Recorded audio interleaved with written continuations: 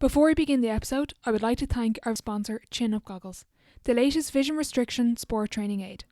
The goggles eliminate your downward vision, encouraging you to constantly look outward, making it the ideal training accessory for you and your teammates.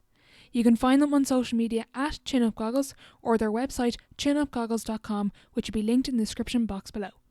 Now, let's get into the episode.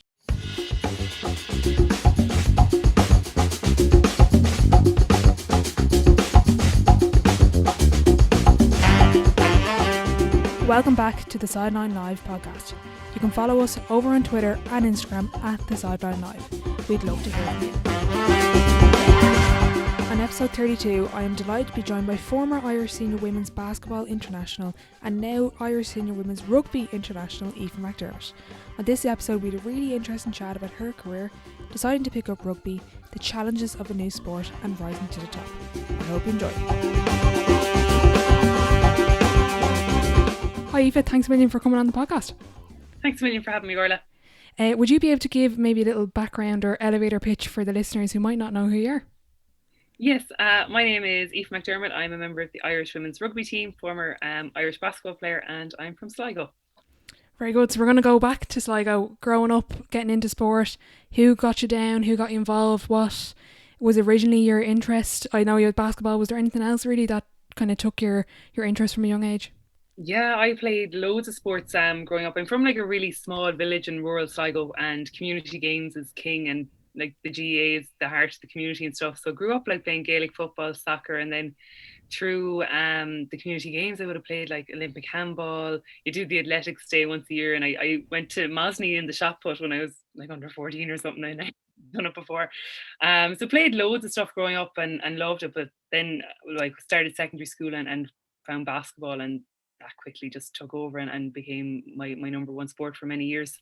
Mm-hmm. And were you always tall? Because I think you're 6'3". Am I right in thinking that? Yeah. 6'2". 6'2". But yeah, like always tall. Mum was like, when I was small, like when I was like 4 years old, I was like in 5 to 6 clothes. Mum was be telling me. So yeah, very tall. My dad and all his side of the family are quite tall. Like my granny was over 6 foot. Oh wow. On that side of the family. Yeah. So like even all my cousins and the girl cousins on that side of the family, they're all very tall. So none quite 6 foot, but all good 5'10s, 5'11s and stuff. So it's great. Yeah, you took well to the basketball then. How did you find starting out in secondary school? Yeah, I suppose the height is just such a natural advantage. And just having played all those other sports growing up, I suppose I was just kind of naturally athletic and took to it really quickly. And as I say, instantly fell in love with it and just wanted to pursue it and go as far as I could with it very early on into my sporting career.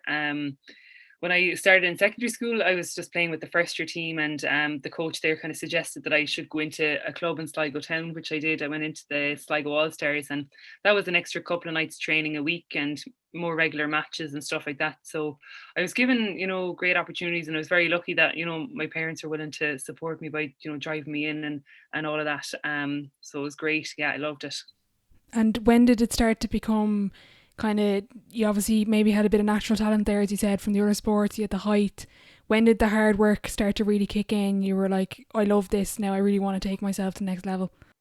It was very early, as I say. Like I took it up when I was 12, and definitely at 12 years old, the goal was to play for Ireland and to. Oh wow.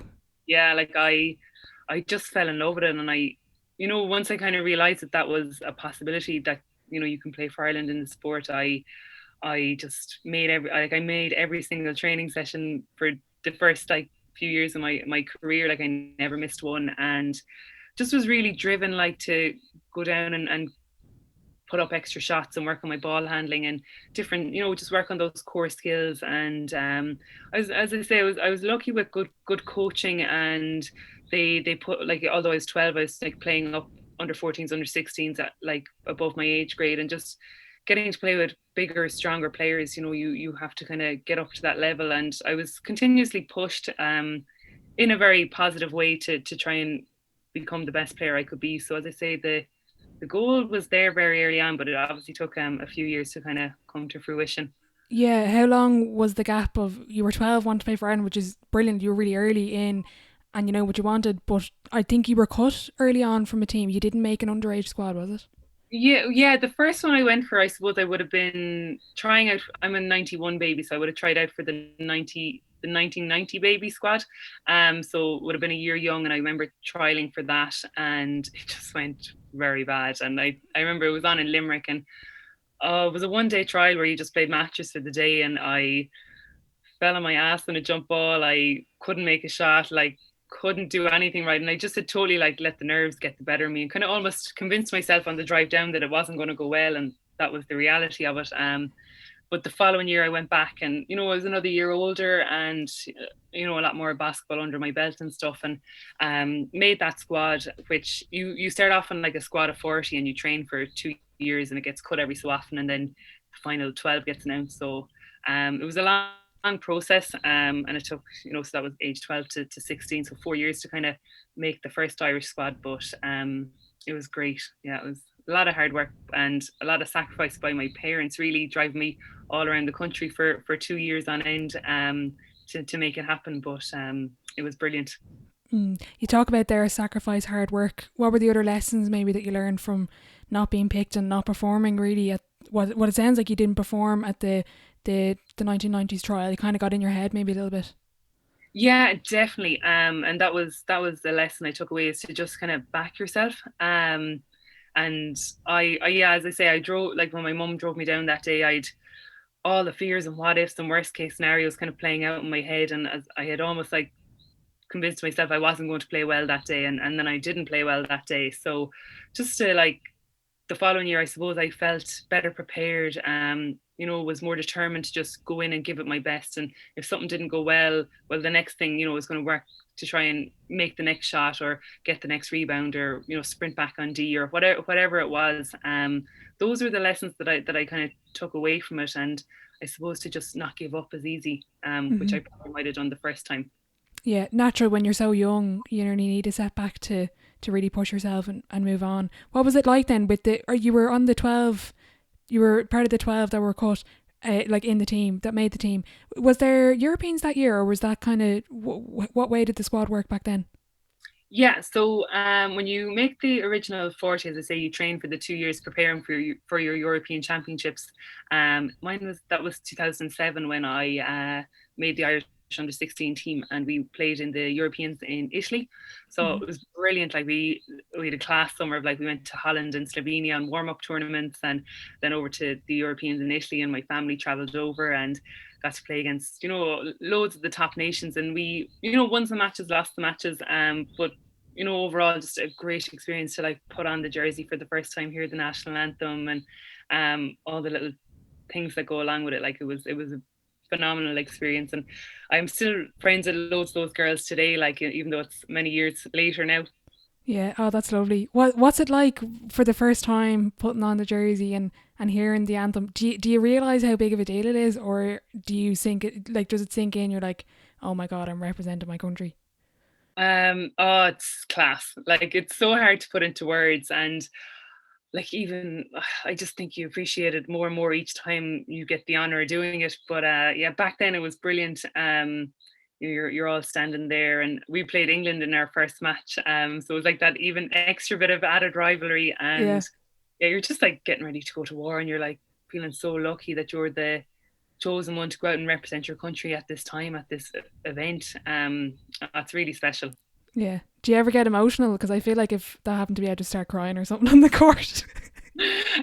Yeah, sometimes, like definitely in the last game of the Six Nations this year, I was holding back the tears there as Ireland's call was happening, because it was the last game, and you're like, right, well, you just never know. And with COVID and Yeah, everything, and injuries and just sport, like you just never know when the next time will come around. So it's very much just cherishing that the last game there, and very much hoping that there'll be another day out soon, hopefully. yeah, definitely. Kind of talking about that. So under 16, you finished up. Was there under 18 then after that? How did that all work there? Yeah, complicated story. Basketball Ireland ran into a bit of financial difficulty kind of post my under 16 championships, and all national teams got cut and were cut for about 6 years. So for my under 18 Irish team, we self-funded and traveled to America to play in an NCAA tournament, which was Oh brilliant. wow. Yeah, it was great, and we got to play against top high school teams, and there was college scouts and different things like that there, which was great, like just a great experience to have had.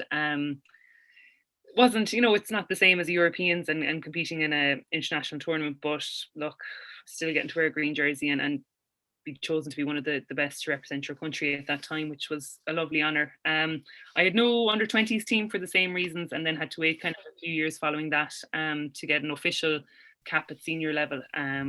But yeah, basketball Ireland are doing good things now, and they're back on track, and all teams are back up and competing well at the European level, which is great to see. Yeah, fantastic. Speaking about that, the under 18 team from 2018 Division A, like really considering where they were, like it's brilliant to see them getting back on track. And talking about that tournament, you kind of said college scouts. Was that ever an idea for you? Should I go to the States, or were you always kind of focused maybe on staying in Ireland?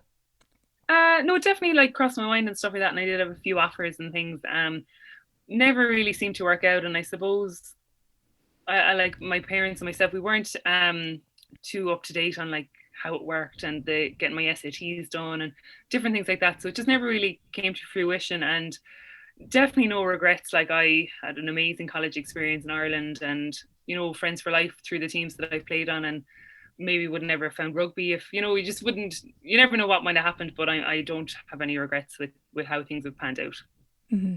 You have an interesting story about college and leaving cert and kind of being inspired to get into the career you are now. Do you want to take the listeners through a little bit of that story? Yeah, I am a qualified intellectual disability nurse. I'm currently working in research, but working with people with intellectual disabilities is definitely a huge passion of mine. I remember I think I was coming home from some tournament or something at one point, and the World Special Olympic Games were on in Ireland, and just thought it was the coolest thing ever. Athletes competing at the highest level. I love the Olympics in any form, and was very much just inspired to try and work with those people and help promote their quality of life in whatever way I could. And I always also had a passion in nursing as well. And for me, it just seemed like you could marry sport and nursing, and working with people with special needs. It all just tied in so well to intellectual disability nursing. So pursued a career in UL, or the course in UL there, and yeah, that's what I'm qualified to do. Brilliant. Your time in UL was pretty significant. You got involved with the teams there. Talk us through that success. Like looking at that team, phenomenal bunch of players. You spoke about it before on other podcasts. It just sounded like in a fantastic environment. Yeah, it was incredibly special, and I feel very, very lucky to have been part of something so rare. I think it's very, very rare when you meet a group of players, a group of athletes who all sing off the same hymn sheet, all of the time, and all work towards a one common goal. And it doesn't matter if you're on the starting five or player number 12. Everyone was just there to do a job and rode in, and we just had a really, really special team culture. Um, I was kind of the baby of the team for many years, just having, started college and stuff, and really kind of learned what it meant to be a successful athlete, having played with so many high caliber Irish players, to Olympians, and we were very lucky to have had a huge amount of success. But I definitely attribute like my transition into rugby and my success through rugby from a lot of the lessons and hard work and stuff that I would have learned during my time with the UL Huskies. Okay, can you speak a little bit about those lessons, and is there anything you took from that experience that you really implement now with Ireland? Yeah, so we would have, like, a lot of our training sessions, everything was very game focused, match focused, and didn't matter what drill you were doing, it was for a reason. You weren't just running through drills because the coach had set them up. It was to get better at your shot, make your layups under pressure, work on your transition defense, all these kind of things that you would then bring into a game. So definitely carry that through into my rugby career, even any training session now. Like, why are we doing this? What's the purpose, and how can I bring this into a match day? We had an amazing sports psychologist at the time, Kieran Shanahan, who did a huge amount of work with us in terms of we had like this three stop mentality where we just prided ourselves on having really strong, really aggressive defense, and getting three stops in a row. And we would celebrate that more than like a 3 point play, or an and one play or anything like that. Okay. Yeah, we worked on like we had this like mantra of next play. So if a team scored, or if you made a bad pass or a turnover or whatever it was, that you was like, right, next play, next job. So whether it was get back on D, get the next stop, or let's get up the court and get a score. It was just you there was no point getting angry and frustrated about a mistake that you've made, because you can't change it. So it's just about, having a positive impact straight away again, and that's huge in any sport, and bringing into like definitely rugby, for me, whether it's a knock on or a missed tackle or a bad pass or whatever, mistake that you've made. There's no point getting frustrated and caught up and overthinking it for the rest of the game, because it's only going to have a negative impact. Whereas just try and do your next job well.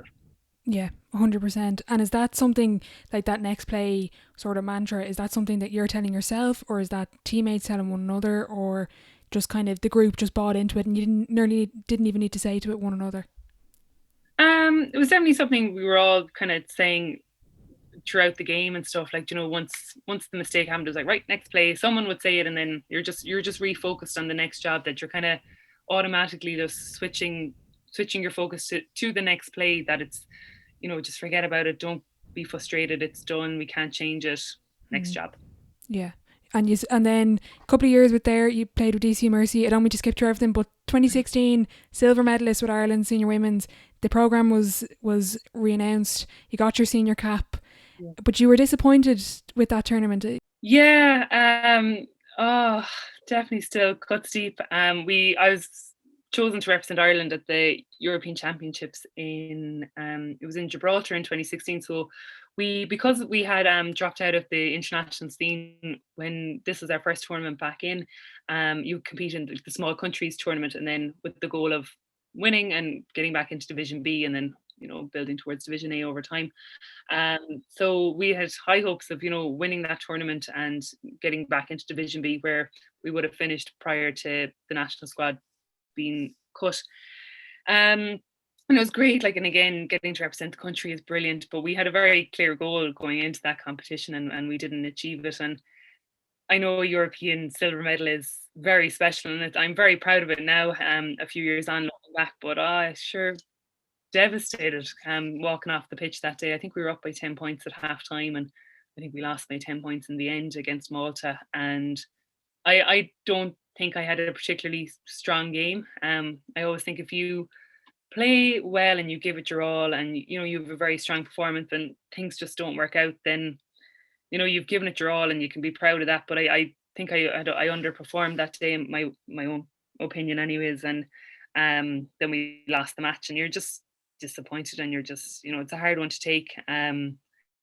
But sure, look, that's sport, and you can't win them all. And there's definitely loads of learnings from it, so we just have to take those and you know move on, really. Exactly. Yeah, move on, and kind of like that next play mentality. What's next?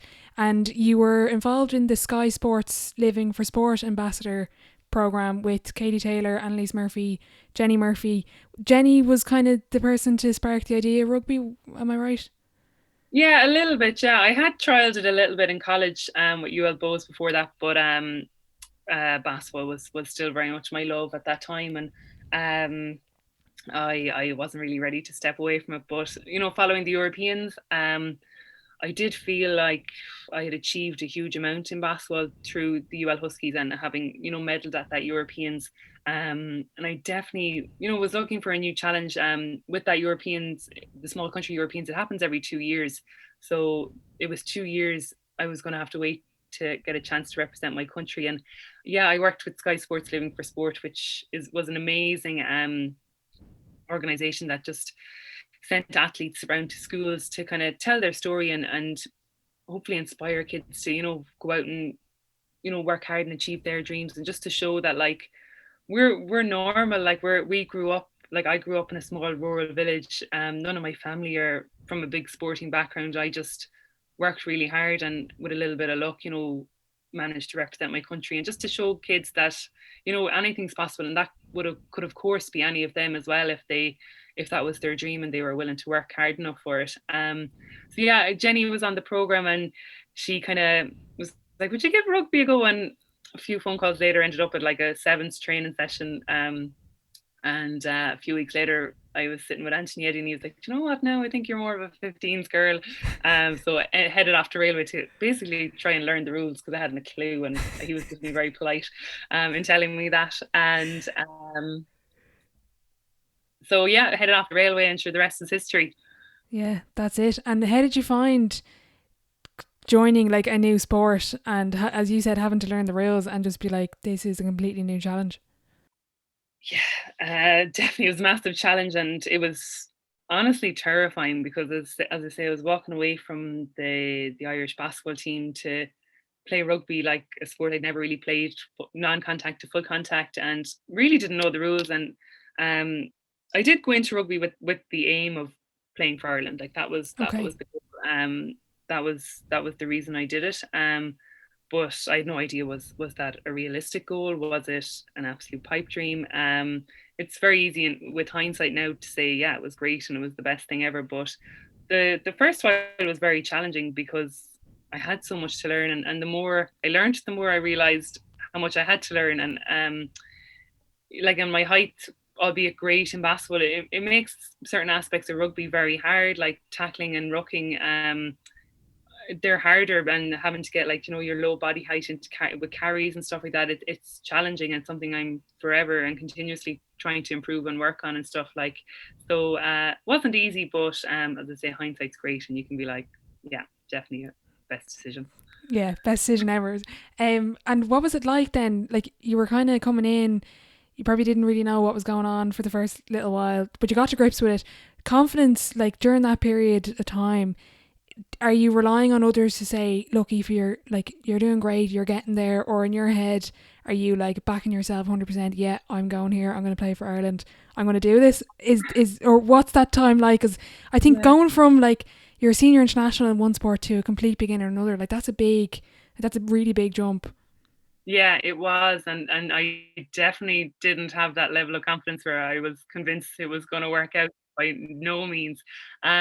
I was lucky that in railway, the coaches backed me, and there's a very high level of international players there and a very high standard of players, who really supported me and helped me along, and just gave me little tips here and there, and did extra bits with me after training to, help me along. And so I suppose, like, again, just that I had a natural athletic ability, and had a raw skill set, that they were like, they must have seen potential in and were willing to, put in the extra miles. But no, there was definitely huge self-doubt and huge like days where I just didn't think it was the right decision, or like just thought I was a bit mad. And sure, you've always the doubters as well telling you that you're mad doing it. But Yeah. thankfully persevered and listened to the positive chat and the coaches and my teammates and stuff who were helping me along. And yeah, slowly still learning the rules, but slowly getting there. There's a lot. Yeah. And like, I'm trying to get like the sense, like I've been listening to like the high performance podcasts, other athletes, you can tell like the really competitive ones love the challenge. Did you love being like, I'm a complete beginner? Like, well, on the good days, maybe not the bad days, you were like, this is Oh great. I'm really pushing myself here. yeah, definitely. I think you have to like strive for that challenge, because if you're it comes back to that working hard. Like, if it comes too easy, then it's not worth it. Yeah. So you have to just, like, that massive challenge of learning a new sport, learning how to tackle, learning how to ruck, learning all of this stuff. I did love it, and I loved, like, going home and watching rugby, and what did we just done in training, and then like trying to pick it out in a match, or like lineouts. Now I'm like totally obsessed with them and watching them all the time. Like, I love it. But yeah, yeah, I just loved the challenge of it, and just that like just trying to get to the next level all the time. Like, it wasn't like there was loads of little goals and steps along the way to making the Irish team, but it was, making the railway first team, starting jersey, holding on to that starting jersey, Leinster trials, Leinster squad, Leinster starting 15, Irish squad, Irish bench, Irish starting 15. There was loads of little milestones, and many more in the middle of that, like learning how to ruck, learning how Mm-hmm. to tackle, all along the way as well. Okay, cool. So would you set yourself those little goals kind of going along, right? Railway, make the 15, Leinster trials, Leinster bench, Leinster team. Is that kind of how you did it? Or was it just kind of, let's just keep going here? It's kind of like a little snowball. bit of both, I think. Like you're always kind of aware of what's the next big thing or the next like item to achieve, but you just kind of take it as it comes as well, for sure. Mm. And what was it like then? Like, I think it was, correct me if I'm wrong now, the timeline, it was within a year you were selected to play for Leinster and within two for Ireland. Am I right in saying that? Uh, yeah, so I started playing, say, September 2018, 2016, and then by the following September, I think was the Interpros, and I was playing for Leinster, and then the following March, I was playing for in the Six Nations. And the unseen, I call them unseen hours, what's it like trying to bridge the gap between, getting on the railway first team, then bridging the gap to all the way up? Like, how much extra work do you do? You were saying you're obsessed with watching lineouts and clips. Like, what is that like? The stuff we don't see as fans or when we're watching TV? Yeah, there's a good bit of like behind the scenes work, and even today, like with Ireland, all of our sessions are recorded on Huddle. Okay. You'll go back and watch training that day and what went well, what didn't go well, or did I make the right decision there? And same with like railway matches and stuff. Like you're going back and you're like analyzing your performance and seeing, was it a 3v2? Did I execute it right? Did I make the right option by carrying it in, or should I have passed it? Or um, was I looking up and scanning the defense, like in defense, like was I scanning the opposing attack? And you're always kind of trying to learn from the match before. Like I suppose, albeit as I say, I have that next play mentality, but once the game ends, you do need to go back and reflect and take the learnings and try and work on those and implement and be better the next day. So that's always a continuous process, and definitely with Ireland even now, like watching opposition lineouts, watching their defensive style, what attacking lineouts can we run against this to maximize it, and what defensive style should we run to disrupt and cause them as much hassle as we can in a game. All that kind of stuff is massive kind of behind the scenes and takes a lot of time, but I enjoy it, so I don't mind so much. Yeah. And what's it like then? So if you're doing like if you're scheduled Ireland, then let's say you do probably a couple of pitch sessions, gym. I don't know, some of it's the weekend. How much video then is incorporated? Because I think video is only really starting to become like a really big thing because of technology, obviously. But people are starting to see the positives and the advantages with using it. Yeah, a lot of it is self-driven and self-directed, so you have to Okay. do it yourself in your own time and stuff. We don't have enough time together as a squad to sit back and watch full sessions and stuff.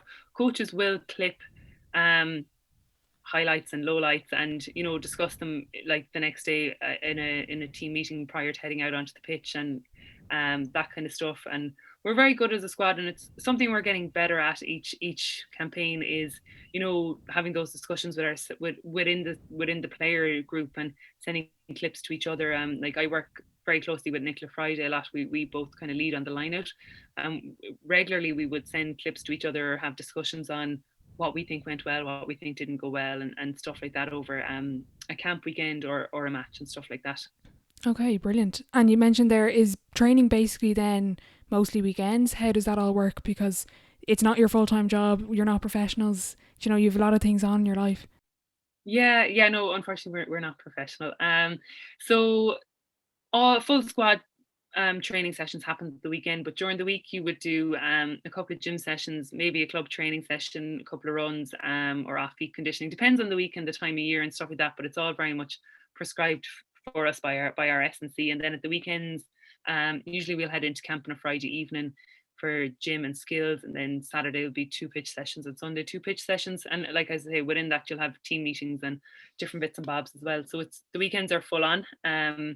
As is during the week and stuff, but you get used to it, and you get good at managing your time and prioritizing what needs to be done, and getting on top of stuff like that. But yeah, most of the squad is we're like the squad full squad is together just at weekends, because we've players based all around the country and some in the UK. Hmm. After all the training, after all the goals and learning everything about the sport, what was it like getting the first cap for Ireland? Unreal. Yeah, it was class. Very emotional day. It was a mad. My first cap story is mad. I was named on the bench. I remember getting the call earlier in the week from Griggs and just being like over the moon. It was round three of the Six Nations, and I was just over the moon. Like I was floating for the week. And long story short, as I say, I was named on the bench, but poor Nicola Friday got appendicitis and was ruled out of playing. So about 2 hours before the match, I was bumped up into the starting 15. So I ended up playing the full match, and it was great because I didn't have to really like wait the whole match to be like, will I get on, will I not? I was just thrown in, and there I was, and I had to just do it. Yeah. So brilliant. And like that, like hearing the national anthem and Ireland's call for the first time was so special, and my family were there, and we won the match, and it was just brilliant, like so special. And as I say, it was the day where you were like, yeah, it was the right decision to, step away from basketball and give this the go, because it had paid off at that point. What's that conversation like 2 hours before the match where like, Aoife, you're actually starting today? Oh, it's terrifying. I was so nervous. It happened in the car park. we were going out to do like a walkthrough, and he just called me over, and then he like told everyone after he told me, and I'd say it was as white as a ghost. I remember like one of the girls came up to me after, and this really stuck with me, and it really settled my nerves at the time. She was like, "You'll be grand, Aoife. Like you've played for Ireland before. You're fine. You've done it before. You're grand." Like, Brilliant. oh yeah, and it just kind of like, yeah, okay, yeah, I have played for Ireland before, and I survived that, so I'll survive this, and it just really kind of focused me, and I just instantly kind of thought about the game and what I had to do, and not really the occasion of it. That kind of came once the final whistle was blown. So it was great. Yeah, loved it. That even I felt the effect there. Like because you forget, you probably did forget. Like I've actually played basketball for Ireland. I've represented my country already. Not like I've been there, done that, but like I kind of did. Like Yeah, kind of, but not really, because it's a completely different sport. yeah, And yeah. and all of that. But yeah, at that moment, it was exactly what I needed to hear, and it just helped settle my nerves and focus me on what needed to happen right there and then, like for what I needed to do for the team. So it was great. And do you get nervous then usually before a game, or is that something you're just kind of like, I'm grand now? Uh, I definitely get a little bit nervous. Not so much that it would like affect my sleep or my preparations and stuff like that. I kind of have the preparation and stuff down to a T, that I do the same thing, eat the same thing, same music all the time on the bus, all that kind of stuff. But no, definitely get a bit nervous. I love, or I hate, like just like they say, the hour just before you're waiting to get on the bus to go to the match. I love when you arrive to the pitch and you're doing like just a walk around, or just about, I love getting out to do the warm up, because then it's go time, it's show time, and I just love that, like being in the zone and focused, ready to go. Mm-hmm. But then you come back in and you're putting on the jersey and you're waiting to go out for the national anthem, so you get a little bit nervous again. Yeah. But it's great, like it's all good nerves, and it's just, I think nerves are brilliant because it means you care, and it means you want it to go well, and you're prepared to give it your all and stuff. So I see them as a positive thing, and thankfully I don't let them affect me too much. Brilliant, yeah, because you hear some athletes like getting sick and all this before games, and like nerves really like impacting them. But good to hear, like you're kind of a cool customer. I get the sense.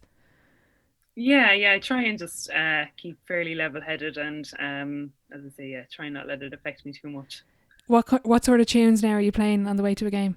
What's on your playlist? Oh, sure, look, love the Greatest Showman for like pre-game. Yeah. That's a bit of Westlife, because I'm from Sligo and I love them. Just real cheesy tunes, that kind of stuff. Okay.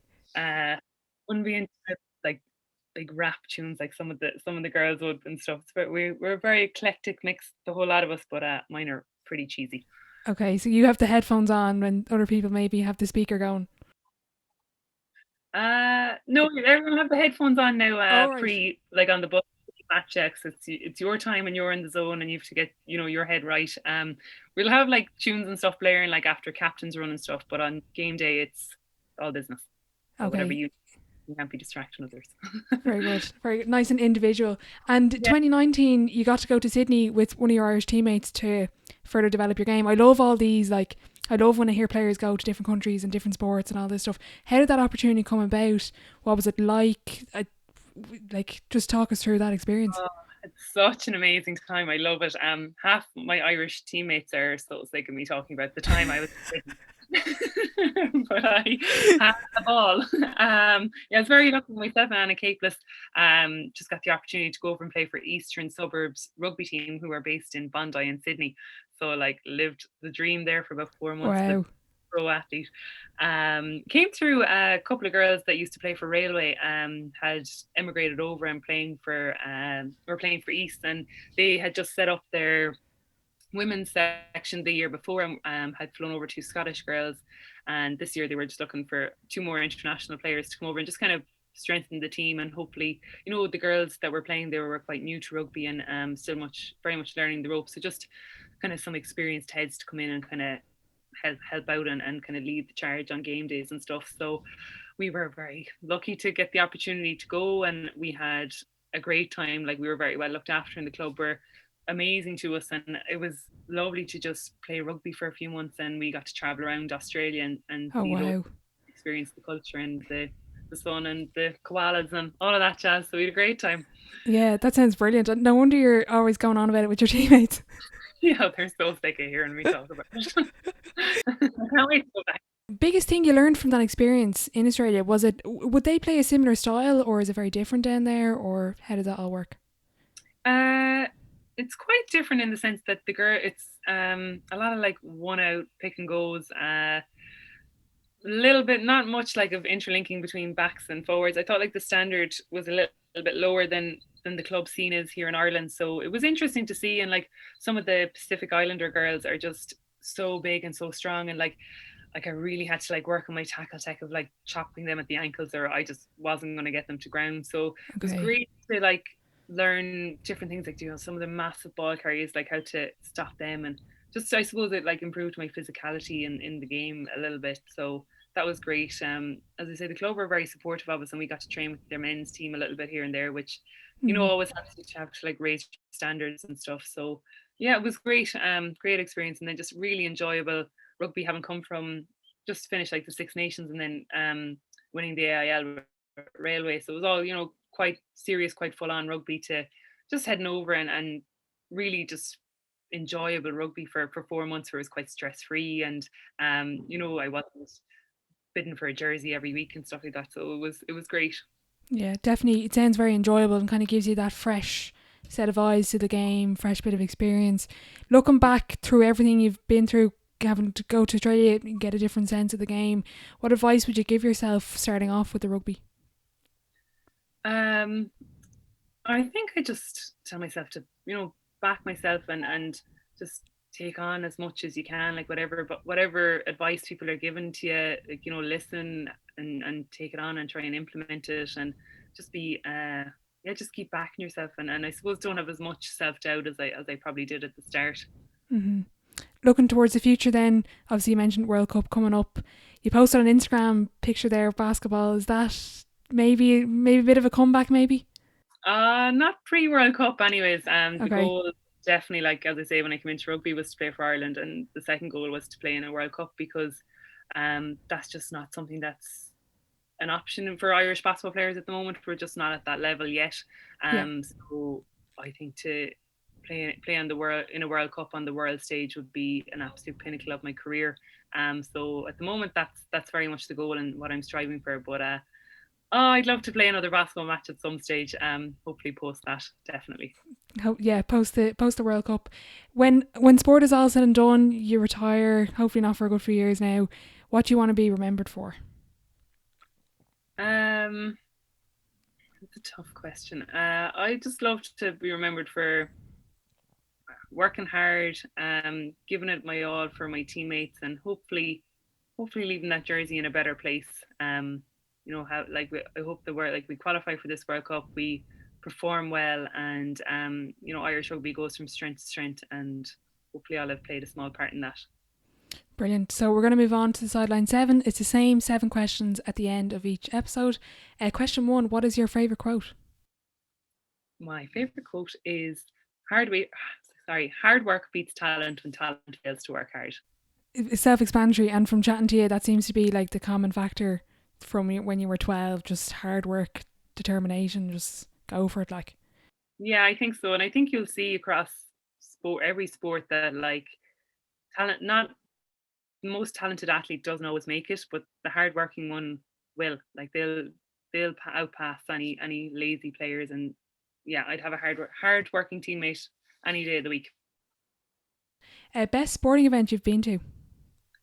I was lucky enough to go to the London 2012 Olympics where I watched my teammate Rachel Van der Waal play for GB against Australia in the basketball, which was just class. Like getting to walk around the Olympic Village for the day and got to meet Rachel after, and just to have been at an Olympic, amazing. So that's probably my favorite one so far. Is there any standout one that you've played in yourself? Um, Six Nations is always very special. That European Championships with in Gibraltar for the senior women's team, they're always great because they're all the teams are together. You're kind of all in the same hotel. It's always a good bit of crack. That was very special too. It's hard to kind of pick one for It's a, myself. yeah, you don't need to wait till you retire and then you look back a little bit. Yeah, because I'm hoping the World Cup will be that one. The answer is Yeah, that one in it's a year. the best is yet to come. There we go. Yeah, There's the answer. hopefully. Um, your biggest achievement on or off the pitch or court? um, biggest achievement. I think I'm very proud of the fact that I represented Ireland in two sports. I think that's very special and rare. So that's probably my biggest achievement so far. I wonder. That's definitely rare. I wonder how many. I wonder if there's a list somewhere that you can check. I'll have to look up after this because you're joining yourself, Louise Galvin, Lindsay Pease. There's a bit of a trend, maybe. Maybe you're There is part of the quite a trend. few of us, yeah. Well, they were definitely inspiration to me making this transition. And sure, Lindsay's leading the charge there. She has soccer on that list and Dublin GA as well. So she's another level altogether. Oh yeah, mental, mental. Looking back, what advice would you give your 18-year-old self? Similar to what we've kind of discussed already, just to back yourself and just believe in yourself that I can achieve great things and just take every opportunity that comes your way and just enjoy the journey. Dream dinner guest and why? I think I'd say Michael Jordan. I just loved The Last Dance that was on Netflix last year, and I just think Yeah, his mentality is so interesting, and I just love to learn more about it and more about that time with the Chicago Bulls and that kind of stuff. So yeah, I think he'd be a very interesting dinner guest. yeah. That the last dance was something else. Just I don't know. I don't know how to describe it. If you haven't seen it, just watch it. Cause can you describe it? I don't know if anyone can. No, it's just a great insight to a team that achieves something amazing, and I just think their team dynamic, given like the different caliber and the different mentalities of players. I think their coach was amazing to keep them all together and unified and all happy. Like, when you have such superstars, I would think it's very hard to please everybody, and the coach managed to do it. And like that, they all had a common goal and they just worked for each other, and it just worked, that dynamic. And I loved his mentality of like, I like he comes across as quite a tough teammate that like he really pushes them, but Yeah, he says he never asked them to do anything that he didn't do himself. So very, very interesting dynamics, and I think it would make for great dinner chats. yeah, definitely. I love the clip where I think it was actually early on when they recorded it, when they were filming the documentary. He did it, but when he got upset, I think it's episode 8, 9, or 10, and they were talking about like getting on with the likes of Isaiah Thomas and people not liking him, and he got upset and he was like break or whatever. But it just shows like I found at that moment was like, oh, he's actually a human as well. He actually has the same feelings as all of us, even though That's he was this incredible athlete. Yeah, exactly. And it comes back to like that Sky Sports stuff that he was just a regular kid. He grew up normal and he just achieved such great things. So he is human and he did make mistakes, and he wasn't, albeit an amazing athlete, but he definitely had like not many bad days, but he had Yeah, slips in there. And it was interesting to see that. Yeah, he's unbelievable, and just what he did for basketball was class. yeah, absolutely. Final question of the Sideline 7. If your life was a book, what chapter would this be called? I think it'd be called Waiting, because I Okay. feel like I'm waiting for this World Cup for forever, and it's still another like year and a bit away, but yeah, waiting, but yeah. Yeah, we're just waiting there. I actually forgot one. I think did I ask you biggest setback or challenge so far in your career? Uh, I don't think I asked that one. no, and the answer I had for that one was the first time I got dropped from the Irish squad, the Irish rugby team.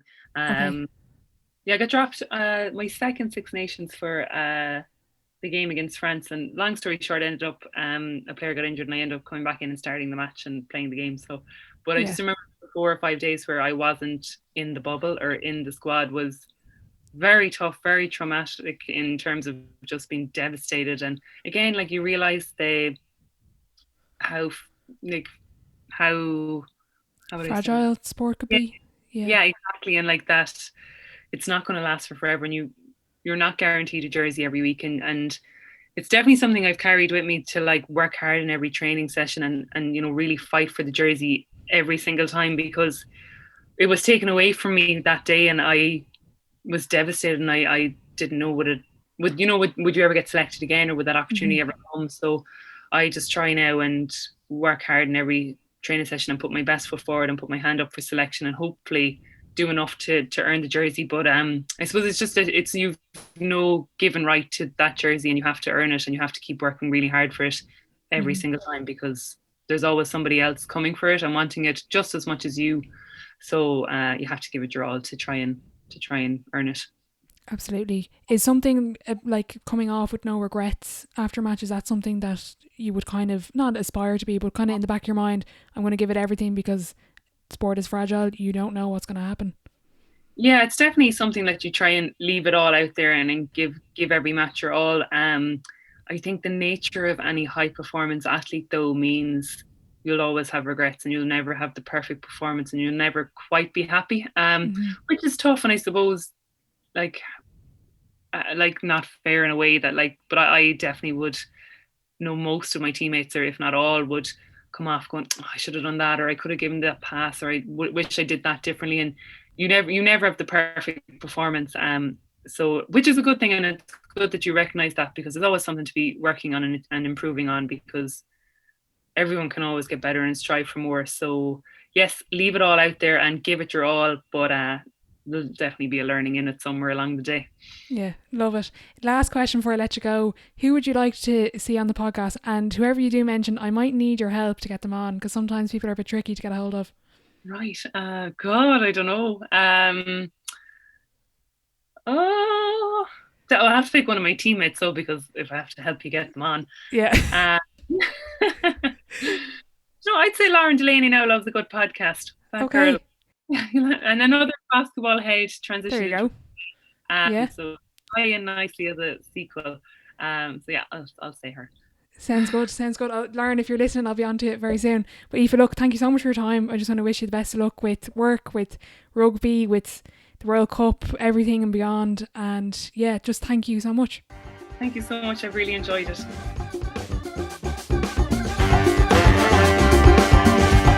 A massive thank you to Aoife for coming on today. I thoroughly enjoyed our chat, and I just want to wish her the very best of luck moving forward. If you found value in the episode, be sure to let me know over on our social media at the Sideline Live. If you are listening on Apple Podcasts and you did enjoy the episode, be sure to leave a rating and a review. If you're interested in starting up your own podcast, be sure to get in touch with the Primal Productions team over on Instagram at Primal Pro.